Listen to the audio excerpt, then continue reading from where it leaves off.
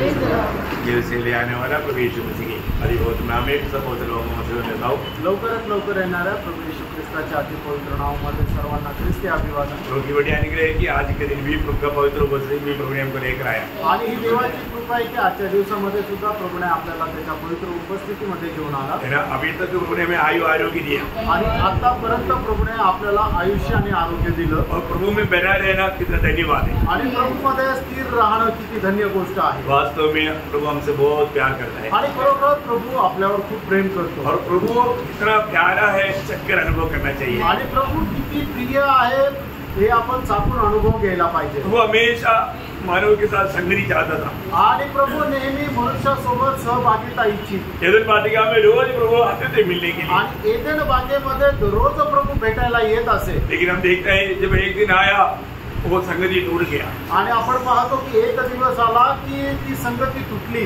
है ना। प्रभु को देख प्रभु का चलने का आवाज सुन करके आदम हवा भागने लगा आणि प्रभूच्या चालण्याचा आवाज ऐकून आदम आणि हवा पळू लागले। क्या हो गया? प्रभु ने कुछ किया क्या? आणि काय झालं? प्रभूने काय केलं का? नहीं, मतलब उन्होंने प्रभु का अविश्वास किया आणि त्यांनी प्रभूवर अविश्वास केला, आज्ञा तोड़ दिया, आज्ञेचं उल्लंघन केलं, डर होने लगा आणि त्यांना भीती वाटायला लागली, भागने लगा आणि पळू लागले।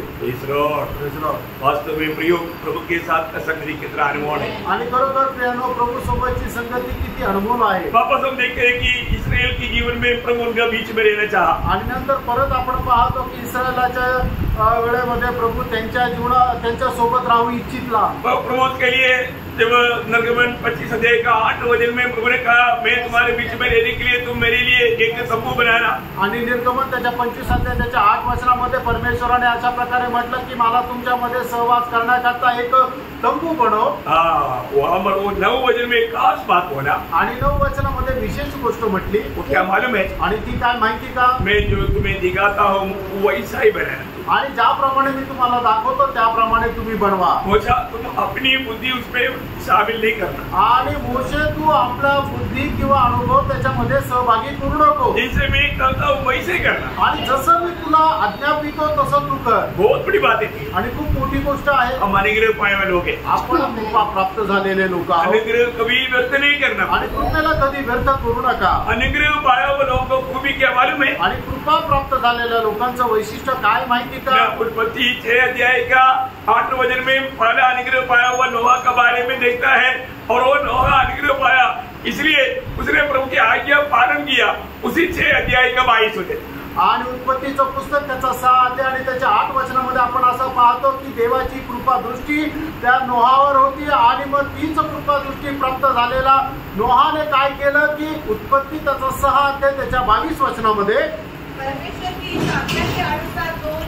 देखा परमेश्वर ने जो आज्ञा दिया वैसा ही नोहा ने किया आणि देवाने दिलेल्या आज्ञेच्या अनुसार नोहाने केलं। और उसका 7 का 5 में भी ऐसे लिखा है आणि उत्पत्ती 7 अध्याय त्याच्या 5 वचनामध्ये सुद्धा असं लिहिले जैसा नोहा हमारे परमेश्वर ने कहा वैसा नोहा ने किया आणि ज्याप्रमाणे परमेश्वराने आज्ञा दिलं त्याप्रमाणे नोहाने केलं। देव अनुग्रह पाया हुए लोग कभी भी प्रभु का अनुग्रह को व्यर्थ नहीं करना चाहिए। आणि आपण कृपा प्राप्त झालेले लोक कधीही प्रभूच्या कृपेला व्यर्थ करू नये। प्रभु जो कहता है वैसा मानना चाहिए आणि प्रभू जे सांगतो ते आपण पालन करायला पाहिजे। मोशे को मिला वाला तंबू बनाने की आज्ञा दिया तो जैसा प्रभु ने कहा वैसा किया करके निर्गमन 39 अध्याय उसकी आखिरी वचन शायद 42 वचन है उसमें लिखा है। आणि निर्गमन त्याचा 39 अध्याय त्याच्या शेवटलं वचन 42 वचनामध्ये असं म्हटलेलं आहे की परमेश्वराने मोशेला ज्याप्रमाणे निवास मंडप बनवायला लावला त्याप्रमाणे त्याने बनवला।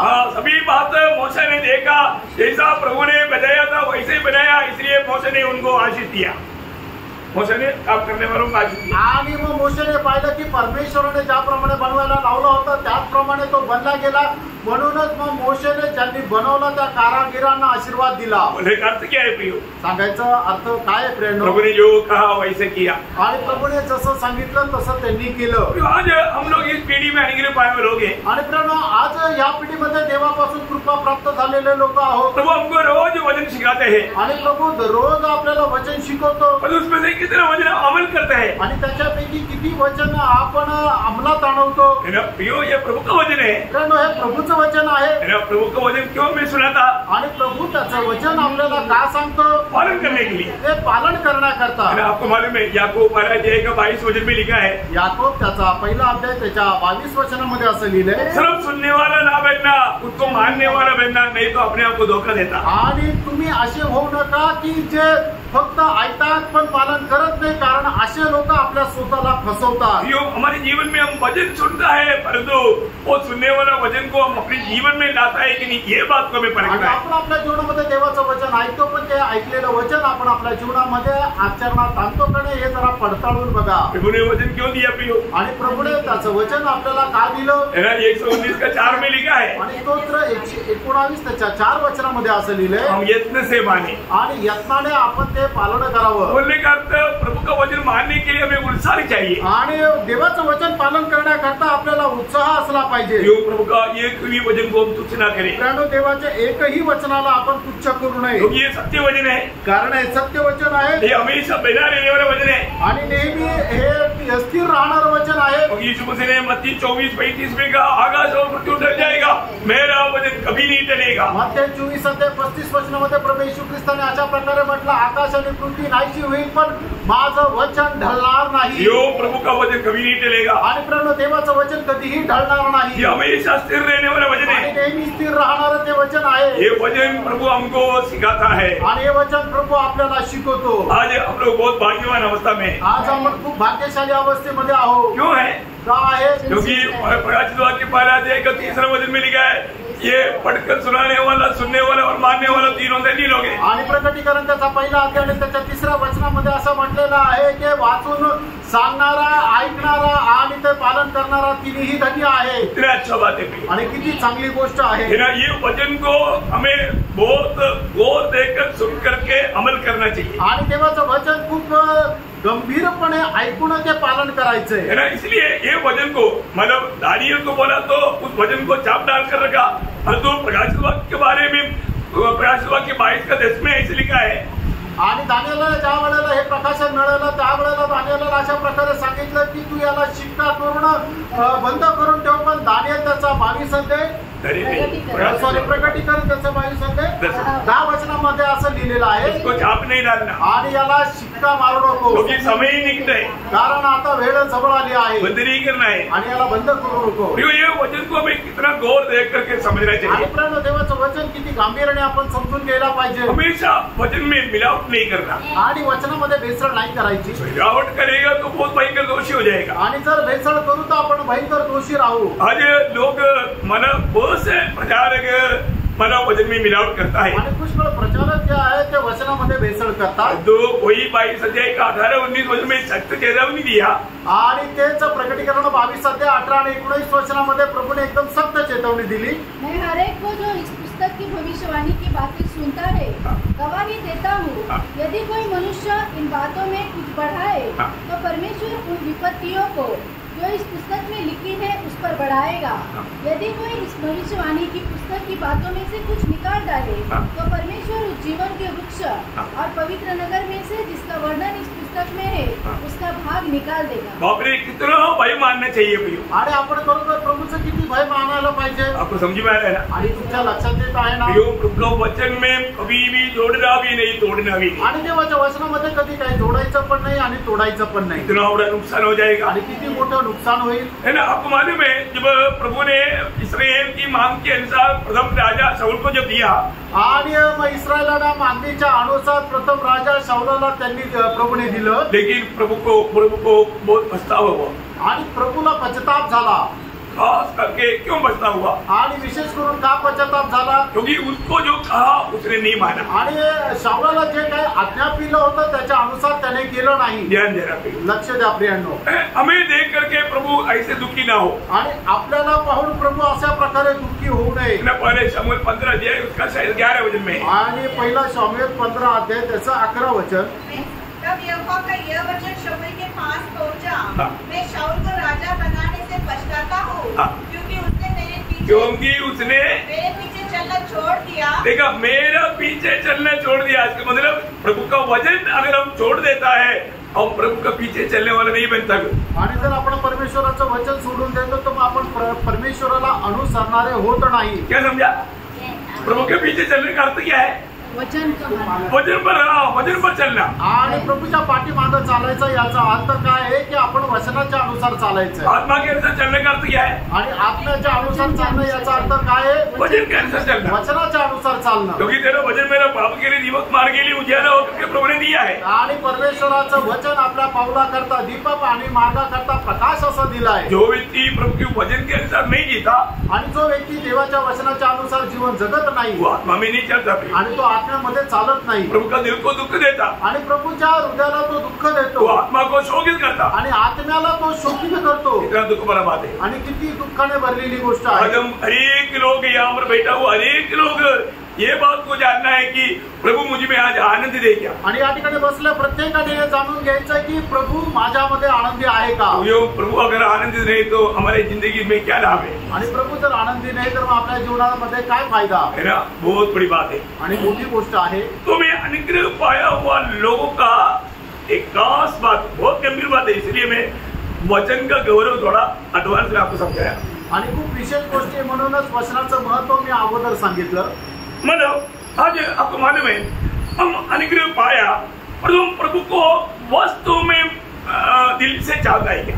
आणि आपल्याला कृपा मिळाली पण खरोखर आपण संपूर्ण हृदयाने प्रभूची इच्छा धरतो का? मैं वास्तव में प्रभु को जीतना चाहता है क्या? आणि खरोखर प्रभूला मी जिंकू इच्छितो का? प्रभु में आया हुआ एक व्यक्ति का सर्वप्रथम लक्ष्य प्रभु को जीतना होना चाहिए। आणि प्रभू मध्ये आलेल्या व्यक्तीचा सगळ्यात पहिला उद्देश प्रभूला जिंकणं हा राहिला पाहिजे। ये कब जीत सकता? आणि तो केव्हा जिंकू शकतो? वो ध्यान से पवित्र लोग सुनना है। आणि खूप लक्ष देऊन पवित्र लोकांनी हे ऐका। आज शायद प्रभु की इच्छा यही होगा, इसलिए शायद कम लोग आया, कोई बात नहीं, आप लोग उनको ध्यान से सुनिएगा। आणि तुम्ही निश्चितच जे आलेले आहेत त्यांनी लक्ष देऊन ऐका। है ना? जब मत्ती उसका 13 अध्याय का 46 वचन, मत्ती त्याचा 13 अध्याय त्याचं 46 वचन।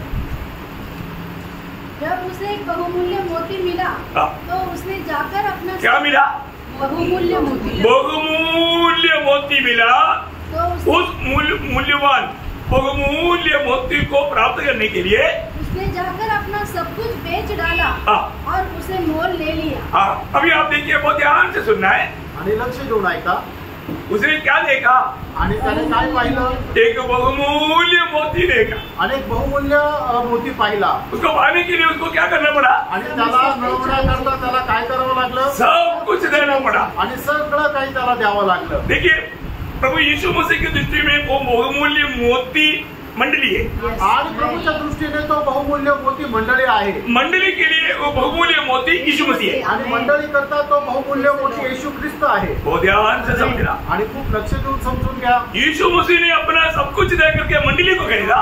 आणि येशू ख्रिस्ताने आपलं सर्व काही देऊन मंडळीला घेतलं। उसी प्रकार त्याचप्रमाणे हमें मसीह को जीतना है तो, आणि आपल्याला ख्रिस्ताला जिंकायचं आहे तर भैया हमारा सब कुछ देना पड़ेगा, तभी हम मसीह को जीतेगा। आणि आपलं सगळं काही द्यावं लागेल, त्याच वेळेला आपण ख्रिस्ताला जिंकू शकू। एक सच्चा मसीह चेला बनना ये इतना हल्की बात नहीं प्रियो। आणि खरा ख्रिस्ताचा शिष्य होणं एवढं साधारण गोष्ट नाहीये प्रियांनो। देखो, आप दिल खोल करके देखो, जिंदगी एक ही जिंदगी है।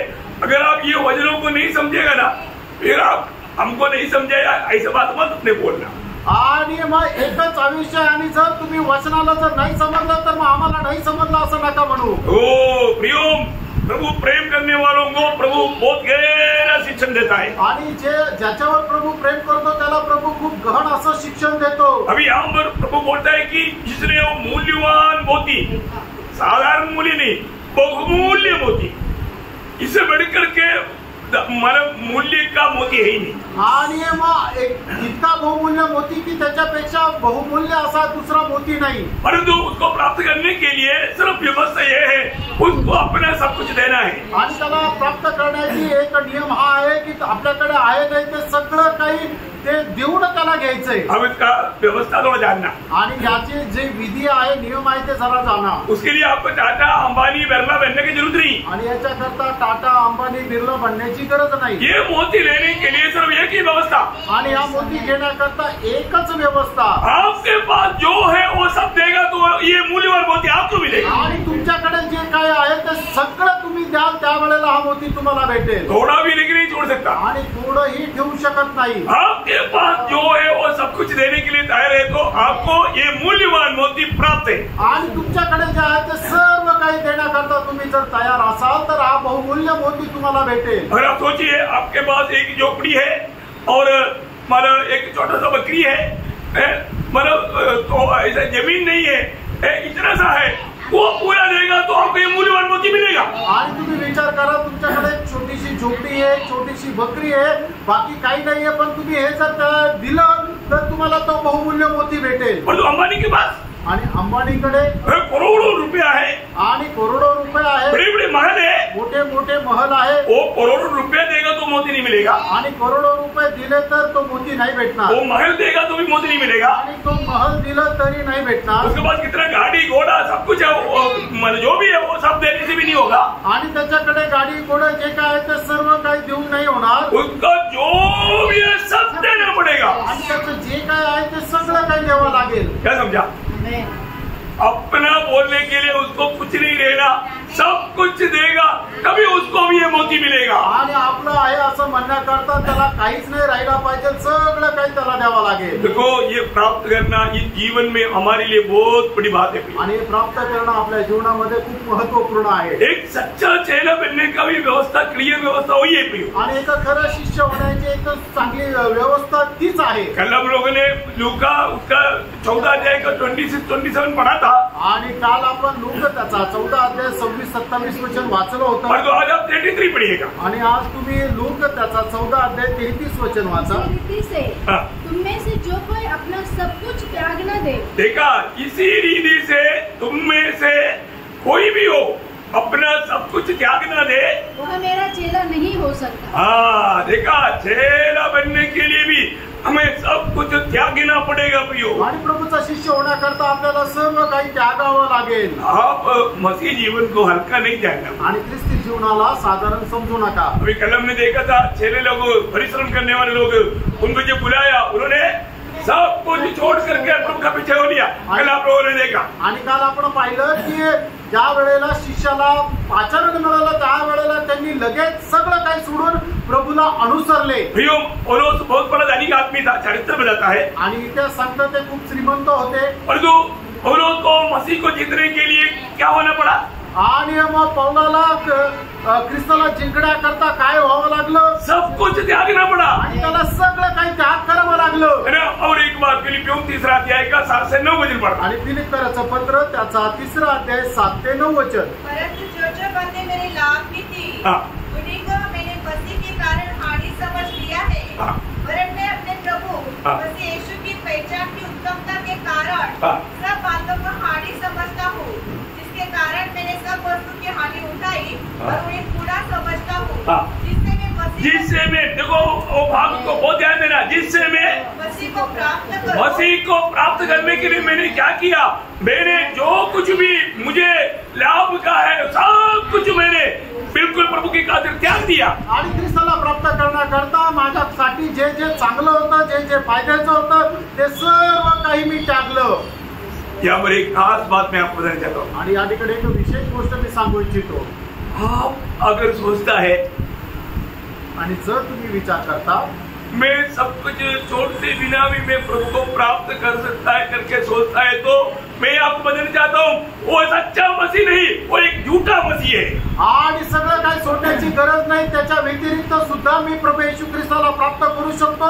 जर असा तुम्ही विचार करता तर मग तो खरा ख्रिस्ती नाहीये, तर तो खोटा ख्रिस्ती है। क्या समझा?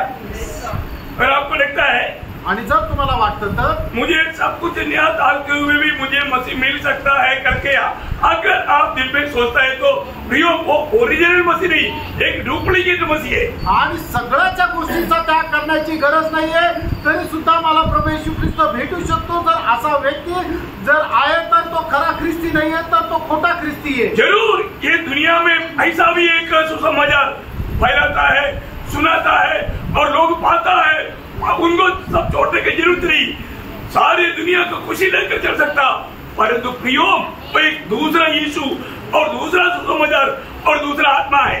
आणि मग जगभरामध्ये अशा प्रकारे सुवार्ता सांगितली जाते की ख्रिस्ताला प्राप्त करण्याकरता तुम्हाला सगळ्या गोष्टींचा त्याग करण्याची गरज नाहीये, पण मी तुम्हाला सांगतो ही जी सुवार्ता सांगते ती एक वेगळी सुवार्ता तो वेगळा येशू आहे आणि वेगळा आत्मा आहे. वो बात दूसरा कोरिन्थी 11 अध्याय का 4 वचन में पौलुस कहता है. दुसरे कोरिन्थीकरांचं पत्र 11 अध्याय 4 वचनामध्ये प्रेषित पौल सांगतो, यदि कोई तुम्हारे पास आकर किसी दूसरे यीशु का प्रचार करे जिसका प्रचार हमने नहीं किया, या कोई और आत्मा तुम्हें मिले जो पहले न मिला था, या कोई और सुसमाचार सुनाए जिसे तुमने पहले न माना था. देखो यहाँ पर हम देखते हैं कि एक अलग सुसमाचार, एक अलग आत्मा. अब देखिए अब किस आत्मा को प्राप्त करना चाहते हो आणि कुठल्या प्रकारचा आत्मा मिळावा अशी तुमची इच्छा आहे. पारखा प्रियानो, नबी यीशु मसीह के द्वारा उद्धार पा करके जीने वाले लोगों को इस दूसरी सुसमाचार सुना करके, दूसरा यीशु को दे करके, दूसरी आत्मा दे करके झूठा तसल्ली में धोखा देने के लिए विरोधी आज बहुत प्रयास में है. आणि प्रभू येशू ख्रिस्ताच्यावर विश्वास ठेवल्याच्या द्वारे तारण प्राप्त झालेल्या लोकांना एक वेगळ्या प्रकारची सुवार्ता देऊन, एक वेगळ्या प्रकारचा आत्मा देऊन त्याला फसवण्याकरता शैतान प्रयत्नात आहे. प्रभु में आने के बाद में जैसा अभी पुराने नियम में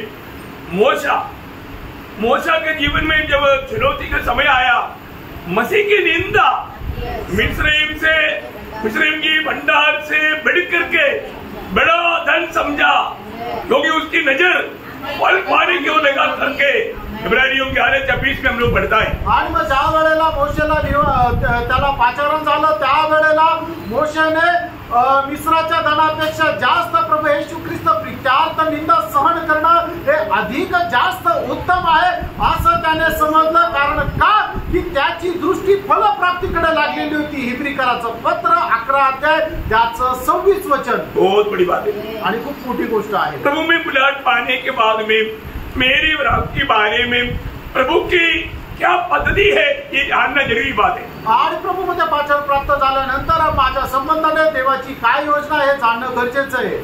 प्रभु हमें किसने बुलाया आणि प्रभूने आपल्याला काय बोलवलं है ना. दूसरा थिस्सलुनीकियों 2 अध्याय के 14 वचन में लिखा है. दुसरं थिस्सलुनीकराचं पत्र 2 अध्याय त्याच्या 14 वचनामध्ये असं लिहिलंय, मसीह की महिमा पाने के लिए बुलाया आणि ख्रिस्ताचा गौरव प्राप्त करण्याकरता बोलवलंय. इस जीवन में जितना अधिक हम त्याग करते रहेगा उतना अधिक हम महिमा पाते रहेगा. आणि या जीवनामध्ये जेवढा जास्त आपण त्याग करू तेवढा जास्त प्रभूचा गौरव आपण प्राप्त करू. मसीह जीवन रोज एक त्याग का जीवन है आणि ख्रिस्ती जीवन दररोज एक त्यागाचं जीवन आहे, एक सफरिंग का जीवन है आणि एक कष्ट सहन करण्याचं जीवन आहे. इसमें क्या होता, याच्यामध्ये काय होतं, ये बात का सही दर्शन अगर नहीं मिला, अब मसीह दौड़ में कभी भी विजय नहीं प्राप्त कर पाए. या गोष्टीचं खरं दर्शन जर आपल्याला ख्रिस्ती दाव्यामध्ये भेटलं नाही तर मग आपण योग्य प्रकारे धावू शकणार नाही. दूसरा कोरिन्थी 3:18 में लिखा है कि हम थोड़े थोड़े हम समझ करके मन उस महिमा में बदलते जाते रहता. आणि दुसरे कोरिन्थीकरांचं पत्र 3 अध्याय त्याच्या 18 वचनामध्ये असं लिहिलेलं आहे की अंश रीतीने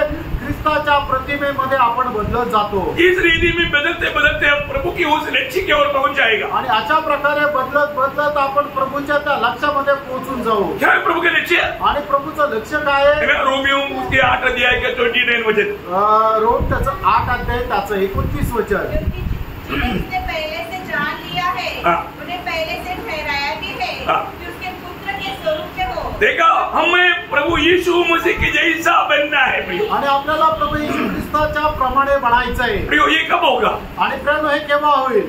एक सच्चा विजय जीवन कैसे होगा? आणि एक खरं विजय ख्रिस्ती जीवन कसं होईल ये जानना चाहिए आणि हे जाणायला पाहिजे. आज भी बहुत से लोग प्रभु में आया परंतु उनका समर्पण सच्चा समर्पण नहीं. आणि आजही पुष्कळ लोक प्रभू मध्ये आले पण त्यांचं समर्पण खरं समर्पण नाही. सही समर्पण का व्यक्ति को ही प्रभु अपने महिमा के लिए इस्तेमाल कर पाएगा. आणि जे खरं समर्पण आहे त्याच लोकांना प्रभू आपल्या उपयोगामध्ये आणू शकेल. अगर आप सही रीति में समर्पण किया है तो आपका स्टीयरिंग प्रभु के हाथ में रहेगा. आणि योग्य प्रकारे जर तुम्ही समर्पण केलं तर मग तुमचं जीवनाचं जे स्टीयरिंग आहे ते प्रभूच्या हातात राहील. स्टीयरिंग आपको समझ में आया ना? आपका कंट्रोल, आपका नियंत्रण, आप प्रभु की द्वारा नियंत्रण में चलने वाला एक ही व्यक्ति बनकर रहेगा जो व्यक्ति संपूर्ण समर्पण किया है. आणि जो व्यक्ती आपलं संपूर्ण समर्पण करतो त्या व्यक्तीच्या प्रत्येक गोष्टीचं नियंत्रण प्रभूकडे राहील.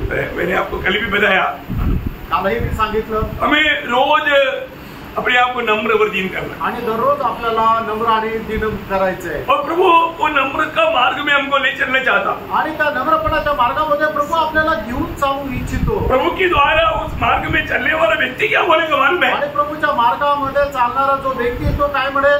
योग 22 का 29 मध्ये. आणि योग त्याचा 22 अध्याय त्याचं 29 वचन. चाहे दुर्भाग्य हो तो भी तू कहेगा कि सौभाग्य होगा, क्योंकि वह नम्र मनुष्य को बचाता है. देखा प्रियो, जितना आपको नम्र करवाते जाएगा वो बोलेगा मैं धन्य बन गया. आणि प्रभू तुम्हाला जेवढं जास्त नम्र करत जाईल त्यावेळेला तुम्ही प्रत्येक गोष्टीमध्ये म्हणाल की प्रभू मी धन्य झालो. प्रभु हमें बनाता है आणि प्रभू आपल्याला बनवतो. प्रभु उस मार्ग में हमको ले चलता है आणि प्रभू आपल्याला त्या मार्गामध्ये घेऊन चालतो. Praise Lord. तो हमें इस बात को जानना है आणि आपण या गोष्टीला जाणायचंय. आज बहुत से लोग अभी भी प्रभु का वचन पर सचमुच में विश्वास नहीं करता या वचन के प्रति भूख प्यास भी नाही. आणि आज पुष्कळ लोक प्रभूच्या वचनावर खरोखर विश्वास ठेवत नाही किंवा त्या वचना संबंधाने त्यांना तहान भूक नाही. मरिया प्रभु को मुझसे में कैसे बैठा था? आणि मरिया प्रभूच्या उपस्थितीमध्ये कशी बसली होती, कैसे सुन रहा था आणि कसं ऐकत होती, वो ध्यान लगाकर आणि खूप लक्ष देऊन. वो ध्यान आप लोगों को है? आणि तसं प्रकारचं लक्ष तुमचं आहे का? प्रियो, स्वर्ग हमेशा हमें देखता है आणि प्रियो, स्वर्ग नेहमी आपल्याला पाहतो. प्रभु के वचन हमें सच में भूख और प्यास के साथ में सुन करके उसको अमल कर रहा है कि नहीं, ये स्वर्ग देखता है प्रियो. आणि देवाचं वचन संपूर्ण तहान आणि भुकेलेले मी स्वीकारून त्याचा स्वीकार करत आहे का नाही हे स्वर्ग पाहतो. एक भक्त का कहना 119 का 140 आपको याद होगा. आणि स्तोत्र 119 त्याचं 140 वचन तुम्हाला ठाऊक असेल. हरेक वचन पवित्र है, इसलिए तेरा भक्त उसे प्रीति रखता. आणि तुझं प्रत्येक वचन पवित्र आहे म्हणून तुझा भक्त त्याच्यावर प्रीती ठेवतो. आज आपको वचन से प्रीति है आणि देवाच्या वचनावर आज तुम्हाला प्रीती आहे का? वचन प्राप्त करने के लिए आपके दिल में तड़प है आणि मग वचन प्राप्त करण्याकरता तुमच्या मनामध्ये व्याकुळता आहे का? 119 का 97 थोड़ा वचन पढ़ना. आणि स्तोत्र 119 त्याचं 97 वचन वाचा. मैं तेरी व्यवस्था से कैसे प्रीति रखता हूँ, दिन भर मेरा ध्यान उसी पर लगा रहता है. एक सच्चा एक आत्मीय जीवन बनाने के लिए चाहता है ना, उनका हमेशा उनका ध्यान प्रभु वचन पर रहता है. आणि एक तर आत्मिक जीवन जगण्याची ज्याला कोणाला इच्छा आहे ते दिवसभर त्याचं लक्ष आहे ते प्रभूच्या वचनाकडे राहतं. ये वचन की जैसा मीठा चीज कोई है क्या? आणि परंतु देवाच्या वचना सारखं गोड एखादी वस्तू आहे का? उसके 103 में क्या लिखा? 119 का 103. आणि स्तोत्र 119 त्याच्या 103 वचनामध्ये काय लिहिले? तेरे वचन मुझको कैसे मीठे लगते हैं. मुझे इतनी बैठा हुआ कितने लोगों को मीठा लग रहा है? आणि या ठिकाणी बसलेल्या किती लोकांना ते गोड वाटतं. मीठा चीज को कौन नहीं चाहता? आणि मग ज्या गोड गोष्टी आहेत ते कोणाला नाही आवडत. बीमारी है तो बात अलग है. आणि कोणाला डायबिटीज आहे तर ते वेगळं आहे. नाहीतर अरे रे येऊ द्या. इतना चाहने लायक है प्रियो आणि एवढं आवडणारा आहे ना. वचन का था, वचन पढ़ना. तेरे वचन मुझको कैसे मीठे लगते हैं, वे मेरे मुंह में मधु से भी मीठे हैं. मधु से भी मीठे हैं. आणि ते मधापेक्षाही गोड आहे. हो, इस वचन के प्रति आपके अंदर भूख प्यास है क्या? आणि या वचन संबंधाने तुमच्यामध्ये तहान भूक आहे का? उसका 147 148 भी पढ़िएगा. आणि 147 आणि 148 ही वचन वाचा. मैंने पाँव फटने से पहले दुहाई दी, मेरी आशा तेरे वचनों पर थी. मेरी आंखें रात के एक एक पहर से पहले खुल गई कि मैं तेरे वचन पर ध्यान करूं. देखा, प्रभु की वचन पर ध्यान करने के लिए वो जैसे आंख खोलेगा तो तुरंत प्रभु का वचन पर ध्यान करने के लिए भक्त का दिल की तड़प रहता. आणि तो भक्त जसं सकाळी आपले डोळे उघडतो तसं त्याच्या देवाच्या वचनाकडे लक्ष लावण्याकरता मन लावण्याकरता तो आपलं मन लावतो. आज हमारे जीवन कैसा है? आज आपलं जीवन कसं आहे? प्रभु के प्रति, प्रभु के वचन के प्रति हमारे भूख प्यास कैसा है? आणि प्रभू संबंधाने आणि त्याच्या वचना संबंधाने आपली तहान भूक कशी आहे? हमें अपने आप को परखना है. आपण स्वतःला पारखायचंय. ये छोटा सा जीवन में प्रियो जरूर हम लोग ये दुनिया में रहने के कारण ये दुनिया हमारे लिए योग्य नहीं. आणि आपण या जगामध्ये राहल्या कारणाने हे जग आपल्या करता योग्य नाहीये. आपको मालूम है दुनिया में रहते वक्त हमें कई प्रकार का समस्या आएगा. आणि या जगामध्ये राहत असताना पुष्कळ प्रकारच्या समस्या येतील. ये प्रभु ने हमें चेतावनी दिया भी. आणि प्रभुने आपल्याला हे चेतावणी दिली पण.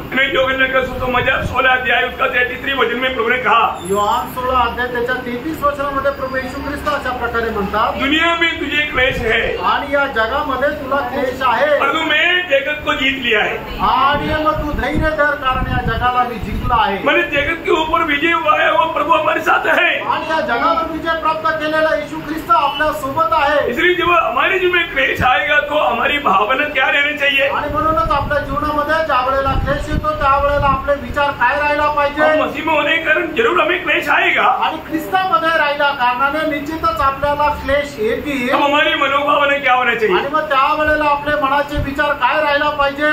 पहला पत्रोस 4 अध्याय 13 वचन, पहिले पेत्र 4 अध्याय 13 वचन।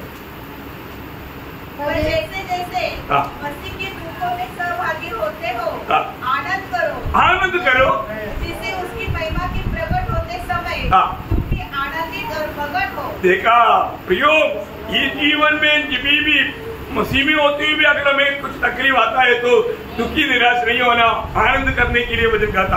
आणि मग या जगामध्ये जीवन जगत असताना आपल्या जीवनामध्ये कुठल्या प्रकारचा त्रास, संकट, क्लेश येतो तर आपल्याला दुःखी नाही व्हायचे, तर आपण आनंद करायचा। क्योंकि दुनिया मसीह लोगों को जरूर तकलीफ देगा, आणि हे जग जे आहे ते ख्रिस्ती लोकांना निश्चितच त्रास देईल। उसका 16 वचन, त्याचं 16 वचन, पर यदि मसीह होने के कारण दुख पाए तो लज्जित न हो, पर इस बात के लिए परमेश्वर की महिमा करो। देखा मन प्रियो, अगर हम प्रभु के खातिर दुख कष्ट होता है ना, एक सच्ची बात मैं आपको बताना चाहता हूँ, ऐसा ही लोग परमेश्वर की दृष्टि में सबसे मूल्यवान बनते जा रहा है। आणि मग ज्या लोकांना प्रभू येशू ख्रिस्त प्रित्यार्थ कष्ट दुःख सहन करावं लागतं तेच लोक प्रभूसाठी बहुमूल्य होत आहे। आपको मालूम है ये जो मूल्यवान मोती कहाँ बना जाता है? आणि बहुमूल्य मोती जे आहेत ते कुठं बनतात? सागर की बड़ी नीचे, आणि मग सागराच्या तळाशी। वो कैसे बनता है? आणि मग ते कसे बनतात? वहाँ पर एक जीवी रहता है, वो जीवी चलते वक्त कोई ना कोई पत्थर पर टच मार करके उसे खून निकलता, वो खून उस पत्थर में लिप जाता और उस खून की द्वारा वो पत्थर के साथ वो लिपटने के कारण बहुत सालों की परिवर्तन की बाद में वो एक मोती होकर के बन जाता। आणि मग समुद्रामध्ये असे एक जीवी आहे की तो जीवी ज्या वेळेला समुद्रामध्ये राहतो त्यावेळेला एखाद्या दगडाचा त्याला घसरा बसल्यानंतर मग त्याच्यातून ते रक्त येतं आणि ते रक्त त्या दगडावर पडतं आणि मग पुष्कळ वर्षामध्ये ते जे पडलेलं आहे त्याचं रूपांतर एका सुंदर मोत्यामध्ये होतं। मतलब उस जीवी को उस अवस्था में बहुत प्रकार की अनुभव में होकर के गुजरना पड़ता है। आणि मग त्या जो प्राणी आहे त्याला तशा प्रकारचे अनुभव, पुष्कळ प्रकारच्या अनुभवामधून जावं लागतं। इसी प्रकार अशाच प्रकारे प्रभु में चुनौती पाने के बाद में एक वक्त को भिन्न भिन्न प्रकार की, इसलिए नाना प्रकार का परीक्षा लिखा, नाना प्रकार की परीक्षाओं में गुजरते हुए उसकी गरमाइश में, उसकी तकलीफों में वो प्रभु के लिए मूल्यवान मोती बन जाता। आणि एक भक्त ज्या वेळेला प्रभूमध्ये चालतो त्या वेळेला वेगवेगळ्या प्रकारच्या परीक्षेमधून त्याला जावं लागतं आणि त्या कष्टाच्या द्वारे तो प्रभू करता एक बहुमूल्य मोती होतो। प्रियो, इसलिए हमारे जीवन में आने वाला, मसीह जीवन में आने वाला हर एक कष्ट, हर एक तकलीफ, हर एक परेशानी, हर एक निंदा, सब कुछ बात मिला करके हमें प्रभु का दृष्टि में सबसे मूल्यवान बनाने के लिए प्रभु कार्य कर रहा है। आणि म्हणूनच आपल्या जीवनामध्ये येणाऱ्या प्रत्येक प्रकारचं दुःख, संकट, क्लेश, त्रास, वेदना हे सगळं आपल्या जीवनामध्ये येऊन त्याच्याद्वारे प्रभु आपल्याला बहुमूल्य मोती बनवत आहे। यो ऐसे समय में ये दर्शन पाया हुआ एक भक्त कभी भी दुखी और निराश नहीं होता। आणि अशा वेळेला एक चांगलं दर्शन प्राप्त झालेला व्यक्ती जो आहे त्या दुःखामध्ये कधीही निराश होत नाही। इवन प्रभु ने वायदा दिया है, मतलब पहला कुरिन्थियों 10:13 में, तुझे सहने से बाहर कभी भी कोई समस्या आने नहीं देगा प्रभु। आणि पहिले कुरिन्थियरांचं पत्र 10 अध्याय 13 वचनामध्ये प्रभूने आपल्याला अभिवचन दिलं की आपल्या क्षमते पलीकडे तो आपल्याला परीक्षेमध्ये पडू देणार नाही। इस पीढ़ी में, इस समय में मैं उस प्रभु के लिए कष्ट तकलीफ सहने के लिए मैं तैयार है कि नहीं, ये बात को मैं परख देखना। आणि या पिढीमध्ये प्रभू साठी मी ते कष्ट दुःख सहन करायला तयार आहे का नाही हे आपण पडताळून बघा। हमारे जीवन में कितनों भी कष्ट में, दुख में प्रभु होकर जाने देगा, इसके पीछे परमेश्वर के एक महत्वपूर्ण उद्देश्य भी। आणि प्रभू आपल्याला आपल्या जीवनामध्ये पुष्कळ प्रकारच्या कष्ट आणि संकटातून जाऊ देतो.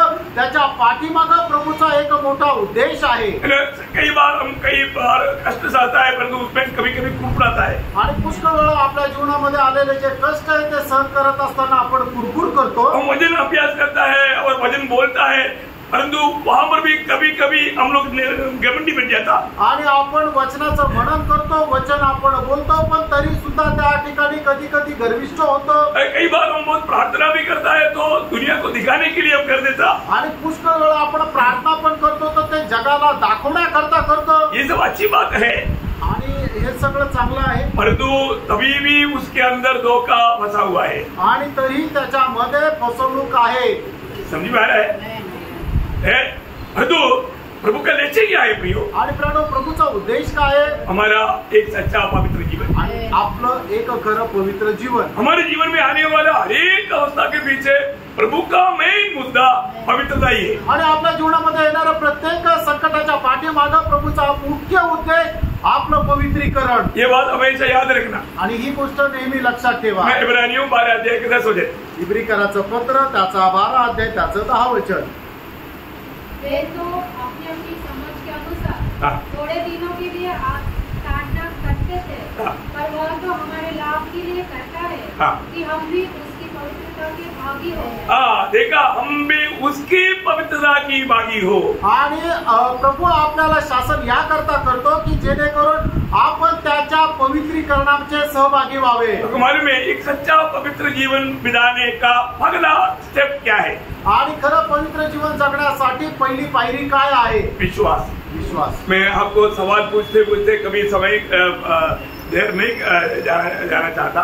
आणि तुम्हाला प्रश्न विचारून वेळ वाया नाही घालू इच्छित. वो विश्वास कैसा विश्वास है? आणि तो विश्वास कसा विश्वास आहे? गलातियों उसका 5 अध्याय उसका 6 वचन पढ़ा. गलातिकराचं पत्र 5 अध्याय त्याचं 6 वचन. कभी 5 त्याचा शेवटचा भाग. केवल विश्वास जो प्रेम की द्वारा प्रभाव डालता है. देखा, प्रेम की द्वारा प्रभाव डालने वाला विश्वास, ये है पवित्र जीवन का पहला कदम.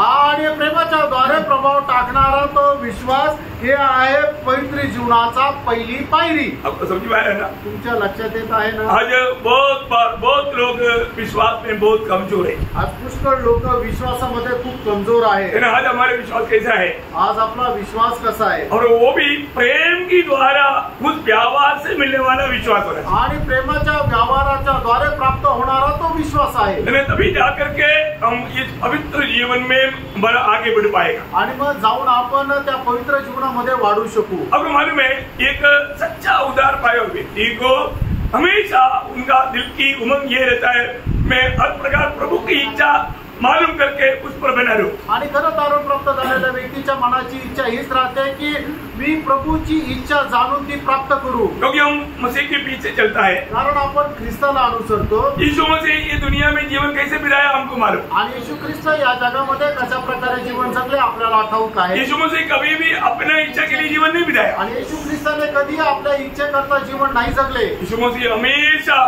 पिता का इच्छा पर चला. आणि येशू ख्रिस्त नेहमी पित्याच्या इच्छेमध्ये चालला. आपको मालूम जब यीशु मसीह ने यूहन्ना उसका 6 अध्याय 38 वचन में कहा, योहान 6 अध्याय 38 वचनामध्ये आपण म्हटलं, मैं मेरी इच्छा नहीं मेरा भेजने वाला का इच्छा दिवाने के लिए मैं स्वर्ग से उतर आया हूँ. आणि मी माझी इच्छा नाही तर ज्याने मला पाठवलं त्याची इच्छा पूर्ण करण्याकरता स्वर्गातून उतरून आलोय. है ना? यूहन्ना 4:34 में प्रभु बोला, मेरा खाना मेरा भेजने वाला की इच्छा दिवाना है. आणि योहान 4 अध्याय 34 वचनामध्ये असं प्रभूने म्हटलं की माझं अन्न ते आहे की जे मला ज्याने पाठवलं त्याची इच्छा पूर्ण करणं. तो इसका मतलब हमारे जीवन में ऐसा कब हो सकता? आणि आपल्या जीवनामध्ये असं केव्हा होईल? यीशु मसीह ने, ये तो यीशु मसीह की बात है. आणि हे तर येशू ख्रिस्ताची गोष्ट आहे. तो हमारे जीवन में हम मसीह लोग मसीह के पीछे चलने वाला हमारे जीवन में ये कैसे होगा? आणि आपण जे ख्रिस्ताला अनुसरतो आपल्या जीवनामध्ये हे कसं होईल? इसका सवाल आप दे रहे हैं मुझे. याचं उत्तर तुम्हाला द्यायचंय. हम पिता की इच्छा में एक नहीं, क्योंकि हमको भी कोई स्वर्गीय पिता की इच्छा में चलना, अपनी इच्छा में नहीं चलना. आणि आपल्याला स्वर्गीय पित्याच्या इच्छेमध्ये चालायचं, आपल्या स्वतःच्या इच्छेमध्ये नाही चालायचं. उसके लिए क्या प्रबंध है? आणि मग त्याच्याकरता काय प्रबंध आहे?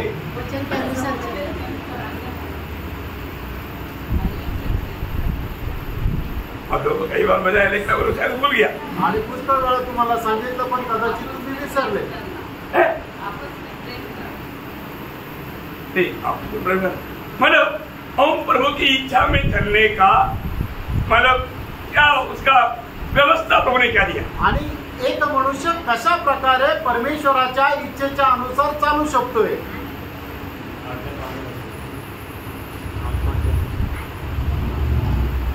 देखिए लूका 9:23 लूक त्याचा 9 अध्याय त्याचं 23 वचन.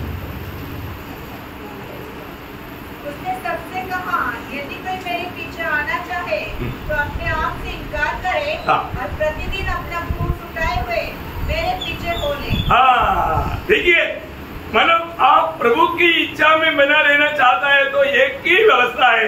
प्रतिदिन अपने आप को इच्छा अपनी आपको इनकार करता अपने इच्छा को इनकारना प्रभु की इच्छा को स्वीकारना उसको बोलता है सूली देना. आणि मग दररोज आपण जर आपल्याला प्रभू येशू ख्रिस्ताच्या पाठीमागे जर जायचंय तर दररोज आपण काय करायचं की आपला वधस्तंभ घ्यायचा. म्हणजे काय आपल्या ज्या इच्छा आहे त्या सोडून द्यायच्या आहे आणि प्रभूची जी इच्छा आहे त्या आपण आपल्या जीवनामध्ये आचरणात आणायच्या आहे. त्याला म्हटलं जातं वधस्तंभ घेणं. ये तो कई बार आपको बताया लेकिन आप शायद भूल गया. आणि हे तर खूप वेळा सांगितलं पण कदाचित तुम्ही विसरले. है ना मतलब रोज हम पिता की इच्छा में बना रहने वाला जीवन बिताने का एक ही प्रबंध है. रोज हम सूली लेकर चलने का अर्थ है अपनी इच्छा को इनकारना प्रभु की इच्छा को स्वीकारना. आणि पित्याच्या इच्छेच्या अनुसार चालण्याकरता एक व्यवस्था आहे. ते म्हणजे काय की दररोज आपण स्वतःचा त्याग करायचा आहे. म्हणजे आपली इच्छा बाजूला करून पित्याची इच्छा जो आहे ते स्वीकारायची आहे. जब आप सूली लेकर के चलने वाला जीवन अगर रहेगा आणि वधस्तंभ घेऊन चालणारं जीवन जर असेल तर तो सही रीति में आप मसीह के पीछे चल रहे हैं. आणि मग ते खरं रीतीने तुम्ही ख्रिस्ताला अनुसरत आहात. और आपको मालूम है सूली लिया हुआ व्यक्ति को कब तक रहना पड़ेगा. आणि ज्याने आपला वधस्तंभ उचललेला त्याला कुठपर्यंत तो वधस्तंभ उचलावा लागेल. जब तक सूली पर नहीं चढ़ाएगा आणि जोपर्यंत तुम्हाला वधस्तंभावर लटकवलं जात नाही. वही तो यीशु मसीह का जीवन की यात्रा था. आणि ते तर येशू ख्रिस्ताच्या जीवनाचा प्रवास होता. हमारा आत्मीय जीवन का बढ़ोतरी काम रहे आणि आपल्या आत्मिक जीवनाची वाढ कुठे आहे. नम्रता में आणि नम्रपणामध्ये. सही बात खरं आहे. कल भी बताया था. कालही सांगितलं होतं. फिलिपियों 2 अध्याय का 6 से 8 आणि फिलिप्पियराचं पत्र 2 अध्याय 6 ते 8 वचन. जिससे परमेश्वर के स्वरूप में होकर भी परमेश्वर के तुल्य होने को अपने वश में रखने की वस्तु न समझा वरन अपने आप को ऐसा शून्य कर दिया. शून्य किया. देखिए शून्य करना बोलने का मतलब अपने आप को खाली करना या अपने आप को नम्र करना. आणि आपण स्वतःला रिकामा करणं आपल्या स्वतःला नम्र करणं. नम्र करना नम्र 7 सीढ़ी उतरा प्रभु ने. आणि नम्रपणाच्या 7 पायऱ्या प्रभू येशू ख्रिस्त उतरला. आखिर कांद की नम्रता की आखिरी सीढ़ी 8 वचन. आणि त्याचं 8 वचन नम्रपणाची 8वी सीढ़ी. यहाँ तक आज्ञाकारी रहा कि मृत्यु क्रूस की मृत्यू भी सहली. देखिए जीरो में आ गया. आणि मग तो शून्यामध्ये आला. कम्प्लीटली जीरो. आणि पूर्णपणे शून्य. ऐसा हमें जीरो अनुभव में आना वो है नम्रता का आखिरी सीढ़ी. आणि अशा शून्य अवस्थेमध्ये येणं म्हणजे ते नम्रपणाची ती शेवटली पायरी.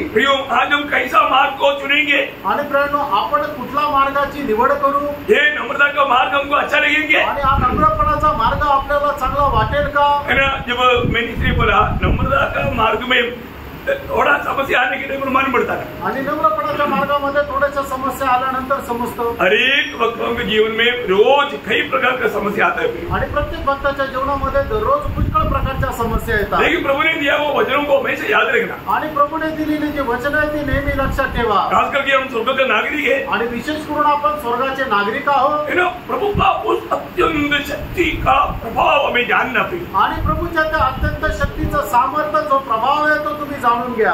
ये वचन में बहुत बड़ा सामर्थ्य है. आणि देवाच्या वचनामध्ये खूप मोठं सामर्थ्य आहे. समाचार में सामर्थ्य है. आणि सुवार्तेमध्ये सामर्थ्य आहे. और वो सामर्थ्य लोगों पर काम नहीं करने के लिए विरोधी कोशिश करता है. आणि ते सामर्थ्य लोकांच्या जीवनामध्ये कार्य न करण्याकरता विरोधी सैतान प्रयत्न करतो. इतना बड़ा सामर्थ्य है.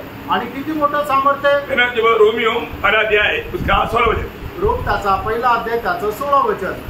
क्योंकि मैं सुसमाचार से नहीं लजाता इसलिए कि वह हर एक विश्वास करने वालों के लिए पहले तो यहूदी फिर यूनानी के लिए उद्धार के निमित्त परमेश्वर की सामर्थ्य है। देखा, उद्धार मन करने का सामर्थ्य है वचन में, आणि परमेश्वराच्या वचनामध्ये एका मनुष्याचं तारण करण्याचं सामर्थ्य आहे.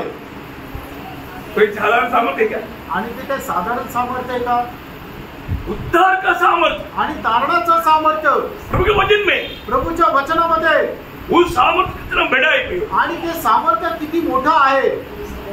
आज सामर्थ्य कम हो गया ऐसे नहीं, लेकिन लोगों का इतना दिल कठोर हो गया, इसलिए प्रभु अपना मला वो काम उस रीति में आज नहीं कर रहा है. आणि ते सामर्थ्य कमी झालंय असं नाहीये, तर लोकांनी आपलं हृदय एवढं कठीण केलेलं आहे की ते सामर्थ्य तिथं कार्य करत नाही. अभी वो सामर्थ्य और एक बार विश्वासियों के जीवन में प्रकट होने जा रहा है. आणि ते सामर्थ्य पुन्हा एकदा विश्वासणाऱ्याच्या जीवनामध्ये प्रकट व्हायला जात आहे. कब है? केव्हा आहे? फिलिपियों 3:21. फिलिप्पियराचं पत्र 3 अध्याय 21 वचन. वह अपनी शक्ति के उस प्रभाव के अनुसार, देखा, वह अपनी वो शक्ति या वो सामर्थ्य के प्रभाव के अनुसार, प्रभु का वो सामर्थ्य, प्रभु का वो शक्ति क्या करेगा? इसके द्वारा वह सब वस्तुओं को अपने वश में कर सकता है. हमारी दीनहीन देह का रूप बदलकर अपनी महिमा की देह के अनुकूल बना देगा. क्या बनाएगा? आणि काय बनवेल? सामर्थ्य. आणि सामर्थ्य, प्रभु की सामर्थ्य आणि परमेश्वराचं सामर्थ्य. अब देखिए, प्रभु को सामर्थ्य हम लोगों को एक ही दिन में, है ना, जो मर गया वो जी उठेगा, जीवित रूपांतर होकर के प्रभु की समान महिमा का शरीर में बदलने वाला वो सामर्थ्य वचन में. आणि मग जे मेलेले आहेत ते सगळे जिवंत होतील, आणि जे जिवंत आहेत ते सगळे प्रभू येशू ख्रिस्ताच्या गौरवाप्रमाणे ते रूपांतरित होतील, आणि हे सगळं सामर्थ्य परमेश्वराच्या वचनामध्ये आहे.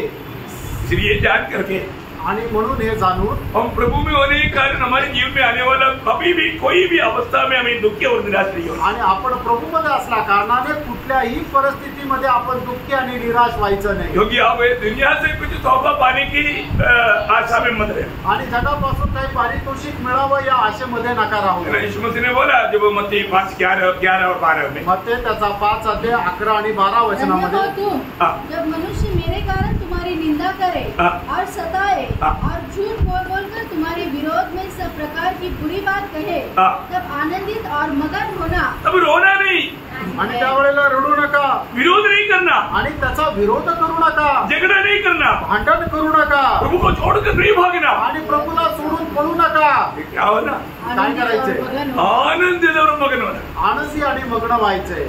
क्यों मन ऐसे कर रहा? आणि असं का करायचंय? स्वर्ग में बड़ा फल है. स्वर्ग में बड़ा फल मिलने वाला है. आणि स्वर्गामध्ये मोठं फळ भेटणार आहे. सच में ये बात याद रहेगी? आणि खरोखर ही गोष्ट लक्षात राहील का? कष्ट में याद नहीं आता, आणि कष्टामध्ये ते नाही लक्षात राहत, निंदा में याद नहीं आता, आणि निंदेमध्ये नाही लक्षात राहत, बदनामी करने के टाइम पर याद नहीं आता. आणि कुणी जर बदनामी करतं तर मग ते नाही लक्षात राहत. याद रखो, लक्षात ठेवा प्रियांनो, कभी भी कहीं भी क्यों ना हो, आणि कधीही कुठेही असू द्या, आप एक मसीह होने के कारण, आणि तुम्ही एक ख्रिस्ती असल्या कारणाने आप कभी भी शरीर में नहीं आना है. आणि कधीही तुम्ही शरीरामध्ये येऊ नका. आत्मा में बना रहे, आत्म्यामध्ये राहा, आत्मा में मन लगाना, आणि आत्म्यामध्ये मन लावा, प्रभु की वायदाओं को याद करना, आणि प्रभूची जी अभिवचन आहे ते तुम्ही लक्षात ठेवा, गलत मार्ग को नहीं स्वीकारना. आणि चुकीच्या मार्गाचा अवलंबन करू नका. अगर आप दावीद को पूछेगा, आणि दाविदाला जर तुम्ही विचारलं, दावीद प्रतिकूल आने के टाइम आप कौन सा मार्ग अपनाएंगे? आणि दावीद तुझ्या जीवनामध्ये प्रतिकूल आल्यानंतर तू कुठल्या मार्गाचा स्वीकार करशील? तो एक ही बात कहना है, त्याला एकच गोष्ट म्हणायची आहे. 119 का 30. आणि स्तोत्र 119 त्याचं 30 वचन. मैंने सच्चाई का मार्ग चुन लिया है. हाँ, मैंने सच्चाई का, एक्चुअली मैं विश्वास योग्य मार्ग चुना है, आणि मी विश्वास योग्य मार्ग निवडला आहे. यो अनेक पवित्र लोग प्रभु में आने के बाद में, आपको सबको मालूम है, प्रकाशित वाक्य 2:10 के भी पाठ, मृत्यू तक विश्वास योग्य रहना. आणि प्रकटीकरण 2 अध्याय त्याच्या 10 वचनामध्ये म्हटलेलं आहे की मरेपर्यंत विश्वास योग्य राहा. यो हमारे जीवन में एक सच्चा उलट पाया व्यक्ति है तो मृत्यू तक इतना भी दाम चुकाना पड़े, विश्वास योग्य रहना चाहिए. आणि खरा जर तारण प्राप्त झालेला व्यक्ती आहे तर तो मरेपर्यंत विश्वास योग्य राहील. हमें उस दिन ये पुकार सुनना है. आणि त्यावेळेला आपल्याला हा आवाज ऐकायचा आहे. कौन सा पुकार? धन्य भले आमचे विश्वास यस, मत्ती 25:21 हो जाए। आणि मत्ते त्याचा 25 अध्याय त्याचं 21 वचन। स्वामी ने उससे कहा, हाँ। धन्य है अच्छे और विश्वास योग्य दास, हाँ। तू थोड़े में विश्वास योग्य रहा, हाँ। मैं तुझे बहुत वस्तुओं का अधिकारी बनाऊंगा, हाँ। अपने स्वामी के आनंद में सहभागी हो। कितनी बड़ी बात है प्रियो। आणि किती मोठी गोष्ट आहे। प्रियो, उस दिन प्रभु के मुंह से हमें ये बात सुनने के लिए आना चाहिए। आणि त्या दिवशी प्रभूच्या तोंडातून ही गोष्ट आपल्याला ऐकायला आली पाहिजे। तो ये कौन सुन पाएगा? आणि हे कोण ऐकू शकेल? इस जीवन में जो प्रभु ने कहा हुआ हर बात तुम्हें यदि विश्वास योग्य रहे तब। आणि या जीवनामध्ये प्रभूने सांगितलेल्या प्रत्येक गोष्टी पालन करण्यामध्ये जर आपण विश्वास योग्य राहिलं तर ये कैसे हमको मालूम पड़ेगा अभी? आणि आपल्याला कसं समजेल? आज आपको समझने के लिए मैं 2-3 बात जल्दी बताता हूँ। आणि आज तुम्हाला समजण्याकरता 2-3 गोष्टी मी लवकर सांगतो। हमारे जिंदगी का अधिक समय हम किसके साथ बिताता? आणि आपल्या जीवनाचा सगळ्यात जास्त वेळ आपण कोणासोबत घालवतो? हम आज किसके साथ का संगति ज्यादा चाहता? आज कोणासोबत संगती आपल्याला जास्त आवडते? हमारी विचार हमेशा किस बातों पर है? आणि आपले विचार नेहमी कुठल्या गोष्टीकडे आहे? अरे तीनों सवाल की जवाब अगर बराबर आप दिया तो आणि या तिन्ही प्रश्नाची उत्तर जर तुम्ही बरोबर दिले तर आप कौन सा व्यक्ति है, विश्वास योग्य है, विश्वासघाती है, ये मान पड़ेगा। आणि मग तुम्ही विश्वास योग्य आहे का विश्वासघाती आहे तुम्हाला समजेल। वापस एक बार बताओ, पुन्हा एकदा सांगू, ये 3 सवाल अपने आप को पूछना। आणि 3 प्रश्न तुम्ही स्वतःला विचारा। मतलब मेरा जीवन की सबसे ज्यादा मैं समय किसके साथ, प्रभु के साथ बिताता है या दुनियादारी के साथ? आणि माझ्या जीवनाचा सगळ्यात जास्त वेळ जो आहे तो मी प्रभू सोबत घालवतो का जगाच्या गोष्टीसाठी घालवतो? समय को पक्का परखना आणि वेळेला निश्चितच पारखा। मेरे जिंदगी में 24 घंटे एक दिन में प्रभु अगर देता है आणि माझ्या जीवनामध्ये प्रभू जर दिवसातले 24 तास देतो तर इसमें ज्यादा समय में किसके साथ बिताता? आणि याच्यामध्ये जास्त वेळ मी कशासोबत घालवतो? और दूसरी सवाल, आणि दुसरा प्रश्न, किसके साथ का संगति में अधिक चाहता? आणि कोणासोबत संगती मला जास्त आवडते? प्रभु के साथ का संगति या दुनियादारी की संगति? आणि प्रभू सोबतची संगती का जगासोबतची संगती? तीसरी बात, तिसरी गोष्ट, मैं जब फालतू में बिस्तरे में भी पड़ा रहने के टाइम पर मेरा चिंता किस बात पर है? आणि ज्या वेळेला मी बिछाण्यावर पडलेला राहतो त्यावेळेला काय विचार करतो? हमारा चिंता जो है वही वो व्यक्ति है करके 3:23 पढ़ता है। आणि नीतिसूत्र 23 अध्याय त्याच्या 7 वचनामध्ये लिहिलेलं आहे की मनुष्य जसा विचार करतो तसा तो राहतो। ये 3 सवाल का जवाब आपको स्वयं आपको पाना है। आणि या 3 प्रश्नाचे उत्तर तुमच्या स्वतःला मिळवायचे। ये इसमें आपको खुद इसका उत्तर प्रभु को देना है आणि याचं उत्तर तुम्हाला प्रभूला द्यायचंय। और एक छोटा बात बताकर मैं समाप्त करना चाहूंगा। अजून एक छोटी गोष्ट सांगून मी थांबे। प्रियो, हमारे जीवन में प्रभु का भय हमेशा हमारे में बना रहना एक सच्चा भक्त के लिए अनिवार्य बात है। आणि प्रभूचं भय नेहमी एका भक्ताच्या जीवनामध्ये राहणं हे प्रत्येकाकरता अनिवार्य आहे। है ना? हमारा पूरा उद्धार के लिए बिना भय मान करके कभी नहीं हो सकता। आणि संपूर्ण तारणा करताच प्रभूचं भय न बाळगता शक्य नाही। है ना? दूसरा कोरिन्थी 5:11 वचन, दुसरे करंथीकराचं पत्र 5 अध्याय 11 वचन। प्रभु का भय मानकर हाँ। हम लोगों को समझाते हैं। प्रियो, प्रभु का भय मान करके पौलुस यहाँ पर लोगों को या विश्वासियों को समझा रहा है। आणि प्रभूचं भय बाळगून या ठिकाणी पौल लोकांना सांगत आहे। क्या समझाता है? आणि काय सांगत आहे? प्रभु का भय मानना चाहिए करके सिखाता। आणि प्रभूचं भय बाळगायला पाहिजे हे शिकवतो। ये अभी की बात नहीं, आणि आताची ही गोष्ट नाही। पुराने नियम में भी प्रभु का ये एक आज्ञा का स्वर है। प्रियो, आणि जुन्या करारामध्ये सुद्धा हे एक आज्ञा आहे। लेवी व्यवस्था 19 अध्याय उसके 14 वचन का भी पाठ। लेवी त्याचा 19 अध्याय त्याचा 14 वचनाचा शेवटला भाग। और अपने परमेश्वर का भय मानना। अपना परमेश्वर का भय मानना।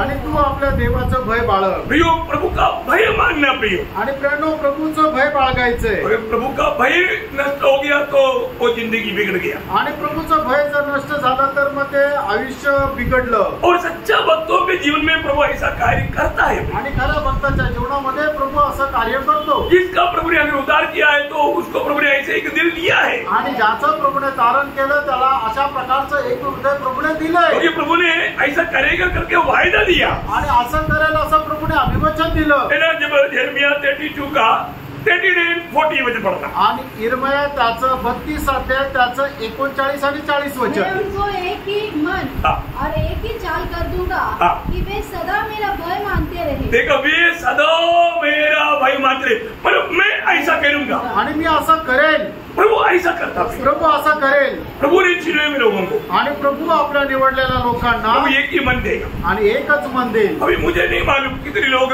प्रभु ने चुन करके प्रभु में जोड़ा हुआ है करके, आणि मला नाही माहिती किती प्रभूने निवडून ते प्रभू मध्ये जोडलेले आहे, लेकिन उसको प्रभु का भय मानने का एक दिल रहेगा। आणि त्याला देवाचं भय बाळगण्याचं एक हृदय राहील। यो बहुत प्रभु में आने के बाद हम मनमानी के जीवन कभी ना बिताएंगे। आणि प्रभू मध्ये आल्यानंतर आपण आपल्या मनमर्जीचं जीवन नाही जगायचं। हमारे में पहला पत्रोस 12:17 वचन में पत्रोस बोलता है, बिना पक्षपात करते हुए न्याय करने वाले परमेश्वर को तू अब्बा पिता कहता है, तो ये मरबू यात्रा भय से बिताओ। आणि पहिले पेत्र पहिला अध्याय 17 वचनामध्ये पेत्र अशा प्रकारे म्हणतो की जो बिना पक्षपात न्याय करणाऱ्या परमेश्वराला तू जर आपा पिता म्हणतो तर तू आपला हा जीवन प्रवास भयासह घालो। उद्धार पाया हुए लोग, तारण प्राप्त झालेले लोक उद्धार का कार्य भय के साथ करना है आणि तारणाचं कार्य भयासह करायचंय। फिलिपियों 2 अध्याय का 12 वचन जल्दी पढ़ना। फिलिप्पियराचं पत्र 2 अध्याय 12 वचन। इसलिए हे मेरे प्रियो, जिस प्रकार तुम सदा से आज्ञा मानते आए हो,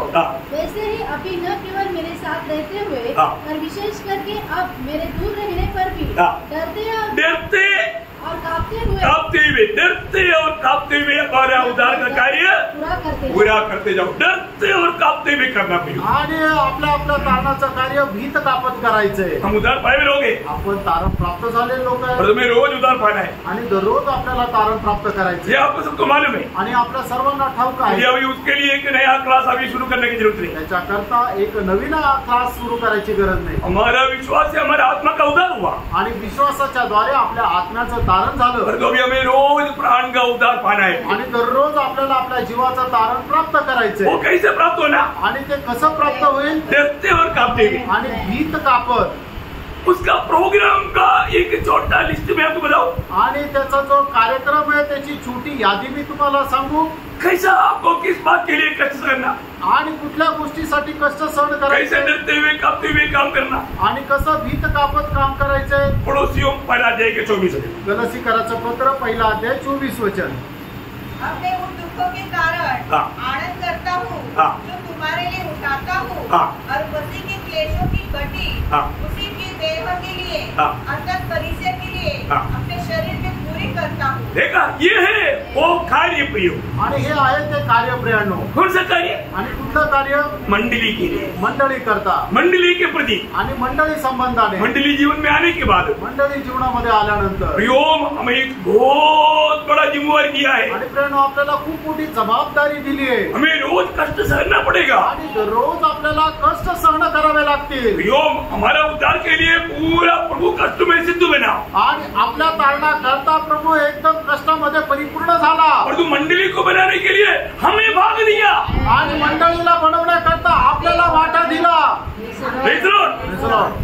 जैसे मैं पिछले दिन में आपको बताया, आणि जसं मी मागील दिवसामध्ये सांगितलं, वो 5 रोटी और 2 मछली लाया वो बच्चा घर जाकर के दादी मम्मी को क्या बोला?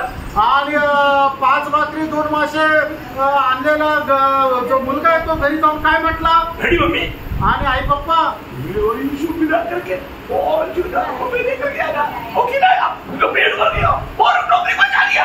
आणि तुम्ही मला दिलेल्या 5 भाकरी 2 मासे ना ते मी आणि येशूने मिळून 5000 लोकांना खाऊ घातलं आणि त्यांचं पोट भरलं आणि मग त्यांच्या 12 टोपल्या भरल्या। कैसे? आणि मग ते आई वडील म्हटले कस काय? मैं यीशु मिल करके, आणि मी आणि येशूला मिळून आज भी हमें वही साथ काम करना है, आणि आपल्याला आजही तसंच काम करायचं। मसीह के साथ मिल करके आणि येशू ख्रिस्ता सोबत राहून हमें मसीह की मंडली को बनाने का कार्य प्रभु ने सौंपा प्रियो। आणि ख्रिस्ताच्या मंडळीला बनवण्याचं कार्य प्रभूने आपल्याला सोपवलेलं आहे। उसकी भाग निभाने के लिए हमें कष्ट तकलीफ में हमें चलना है, आणि मग ते कार्य करण्याकरता आपल्याला कष्टात आणि त्रासामध्ये चालायचंय। तभी हम सच्चा प्रभु का संतान बनेगा। आणि त्याच वेळेला प्रभूचे खरे पुत्र आपण होऊ। इसलिए इफिसियों 5:1 में लिखा है, आणि म्हणून इफिसकाराचं पत्र 5 अध्याय पहिल्या वचनामध्ये असं लिहिले, प्रिय संतानों की नाय आणि प्रिय बालकाप्रमाणे परमेश्वर का अनुकरण करो। परमेश्वराचं अनुकरण करा। परमेश्वर का अनुकरण बोलेगा तो, आणि परमेश्वराचं अनुकरण करणं याचा अर्थ यीशु मसीह की चाल चलना। आणि जसा प्रभू येशू ख्रिस्त चालला तसं चालायचं। यीशु मसीह की चाल चलने के लिए प्रभु ने हमें चुना। आणि प्रभू येशू ख्रिस्ताप्रमाणे चालण्याकरता आपल्याला निवडलं। पहले पत्रोस 2 अध्याय के 21 वचन। पहिले पेत्र 2 अध्याय त्याचं 21 वचन। Lord thank you. और तुम इसी के लिए बुलाए भी गए हो। इसी के लिए बहुत लोगों को नहीं मालूम किसके लिए बुलाया। पुष्कळ लोकांना माहित नहीं की कशा करता बोलवलं। प्रियो में मसीह के पीछे चलने के लिए बुलाया। आणि प्रियो प्रभूच्या पाठीमागे चालण्याकरता आपल्याला बोलवलं। वो जीवन कैसे भी मनमानी में जीने वाला जीवन नहीं। आणि मग ते जीवन आपल्या मनमर्जीप्रमाणे जगणारं नाहीये। वो जीवन का खूबी आणि त्या जीवनाचं वैशिष्ट्य। और एक और पढ़िए। और तुम इसी के लिए बुलाए भी गए हो क्योंकि मसीह भी तुम्हारे लिए दुख उठाकर, देखा, तुम्हारे लिए दुख उठाकर तुम्हें एक आदर्श दे गया है। तुमको भी दुख उठाने के लिए आदर्श देकर गया है। आणि तुमच्या करता तो दुःख उचलून तुम्हाला पण एक आदर्श देऊन गेला। तुम्हें भी एक आदर्श देकर गया। आणि तुम्हाला सुद्धा एक आदर्श देऊन गेला। इसलिए अरे पवित्र लोग बताओ। आणि म्हणून प्रत्येक पवित्र भक्ताला सांगू एक वचन, एक आखिरी वचन। आणि एक शेवटलं वचन। पहला तिमोथी 6:12। पहिलं तिमोथेला 15:6 अध्याय 12 वचन। विश्वास की अच्छी कुश्ती लड़ और उस अनंत जीवन को धर ले जिसके लिए तू बुलाया गया, जिसके लिए तू बुलाया गया और बहुत से गवाहों के सामने अच्छा अंगीकार किया था। ओ कितना सुंदर बात तो यहाँ पर पौलुस बोलता है। आणि या ठिकाणी पौल किती सुंदर गोष्ट सांगत आहे। अब ये वचन को जरूर जानना आणि आपण हे वचन निश्चितच जाणा। है ना, विश्वास का अच्छा कुश्ती लड़ आणि विश्वासाचं चांगलं युद्ध कर। उस अनंत जीवन को धर ले आणि त्या सार्वकालिक जीवनाचा स्वीकार कर। कभी भी लज्जित होने ना पड़े। आणि मग त्याच्या करता तुला कधी लज्जित होण्याची वेळ येऊ नये। पौलुस के जैसा हम कह पाए। आणि प्रेषित पौलाप्रमाणे आपण सांगू शकू, मुझे मिला हुआ अनुग्रह मैंने व्यर्थ नहीं किया। आणि मला मिळालेल्या कृपेला मी व्यर्थ नाही केलं। और मैं जो कुछ भी हूँ प्रभु के अनुग्रह से। आणि मी जे काही आहे ते देवाच्या कृपेने आहे। प्रभु धन्यवाद। प्रभूला धन्यवाद। तो आप सबको ये वचनों के द्वारा बहुत आशीष दी। आणि प्रभू आपल्याला या वचनाच्या द्वारे खूप आशीर्वाद देवो। प्रभु को आपके द्वारा महिमा मिले। आणि तुमच्या द्वारे प्रभूला गौरव मिळो।